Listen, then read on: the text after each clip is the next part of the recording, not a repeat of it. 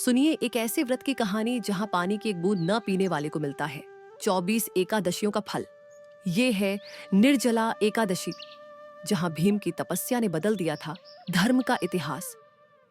क्या आप जानते हैं, इस एक व्रत से मिलता है साल भर की सभी 24 एकादशियों का पुण्य। चलिए सुनते हैं वो अद्भुत कथा जिसने धर्म के इतिहास में एक नया अध्याय जोड़ा। महाभारत के समय की बात है।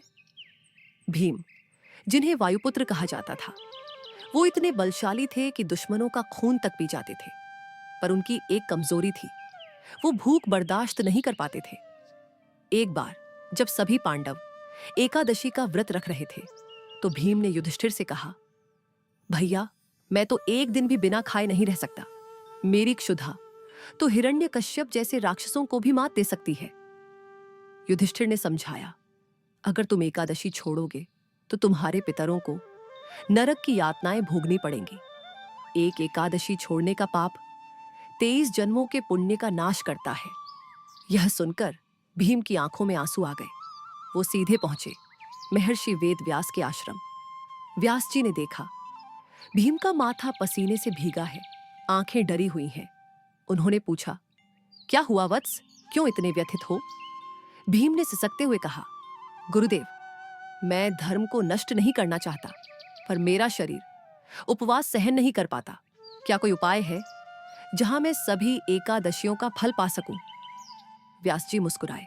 उन्होंने कहा, सुनो भीम, ज्येष्ठ मास के शुक्ल पक्ष की एकादशी पर यदि तुम बिना अन्न और जल के रहकर केवल नारायण का स्मरण करो तो तुम्हें मिलेगा साल भर की सभी 24 एकादशियों का पुण्य।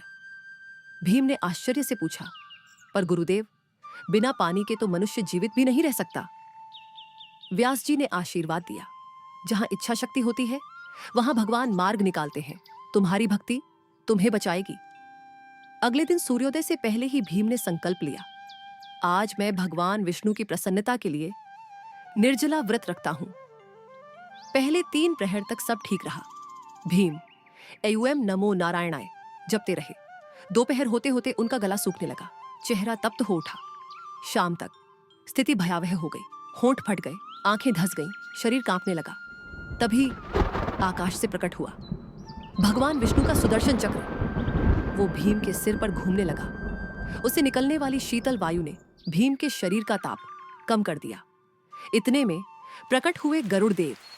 उन्होंने अपने पंख फैलाए और भीम पर गंगा जल की बूंदें बरसाने लगे।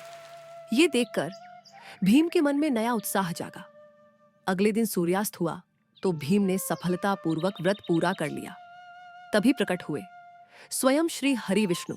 उन्होंने कहा, वत्स भीम, तुम्हारी अदम्य इच्छा शक्ति ने मुझे प्रसन्न किया है। आज से यह व्रत निर्जला एकादशी के नाम से जाना जाएगा।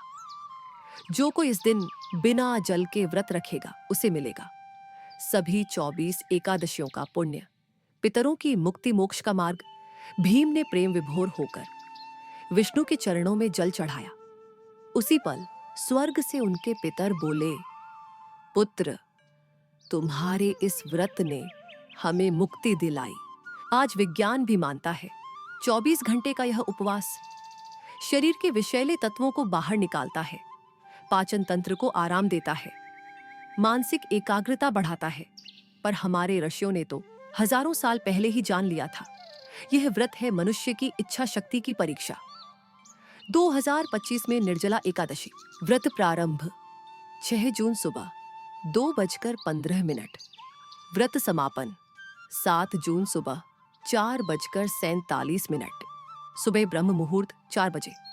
उठकर स्नान करें, साफ वस्त्र पहनकर संकल्प लें, मैं पितरों की मुक्ति व विष्णु प्रसन्नता हेतु यह व्रत रखती हूँ। दिन भर एयुएम नमो भगवते वासुदेवाय का जाप करें। 4, अगले दिन दान करने के बाद ही अन्न ग्रहण करें। दान सामग्री, मिट्टी के घड़े में ठंडा जल, गुड़, फल, चावल, दरिद्रों को भोजन। तो दोस्तों, ये थी निर्जला एकादशी की अद्भुत कथा। अगर आप भी इस साल ये व्रत रख रहे हैं तो कमेंट में जरूर बताइए। हमारे चैनल को सब्सक्राइब करें, सब्सक्राइब बटन दबाना न भूलें, घंटी आइकॉन दबाएं ताकि हर नोटिफिकेशन मिले। वीडियो को लाइक करें। अगर कथा प्रेरणादायक लगी हो जय श्री हरि। शुभ एकादशी।